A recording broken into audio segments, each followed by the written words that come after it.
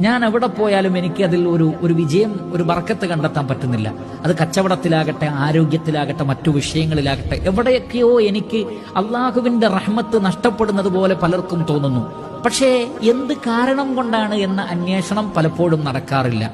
അതിൽ വളരെ പ്രധാനപ്പെട്ടത് നമ്മൾ സമസൃഷ്ടികളോട് കാരുണ്യമുള്ളവരാണോ എന്ന് പരിശോധിച്ചാൽ മതി. നിങ്ങൾ എങ്ങനെയാണ് നിങ്ങളുടെ ഉമ്മയോട് ഏറ്റവും വലിയ കാരുണ്യം? റബ്ബിർഹംഹുമാ കമാ റബ്ബയാനി സഗീറ എന്ന് പറഞ്ഞ വഖ്ഫിദ് ലഹുമാ ജനാഹദ്ദുല്ലി മിനർ റഹ്മ എന്ന് പറഞ്ഞ ആ കാരുണ്യത്തിന്റെ ചിറക് നമ്മൾ താഴ്ത്തി കൊടുക്കേണ്ട ഉമ്മയോടും ഉപ്പയോടുമുള്ള നമ്മുടെ സമീപനം എന്താണ്? അതിലെ ചെറിയ വേരിയേഷൻ മതി ജീവിതത്തിലെ മുഴുവൻ റഹ്മത്തും എടുക്കപ്പെട്ടു പോകാൻ. ഉമ്മയോടും ഉപ്പയോടും കാണിക്കേണ്ട കാരുണ്യം കൃത്യമായി കാണിക്കാത്തവർക്ക് രക്ഷപ്പെടാൻ കഴിയില്ല.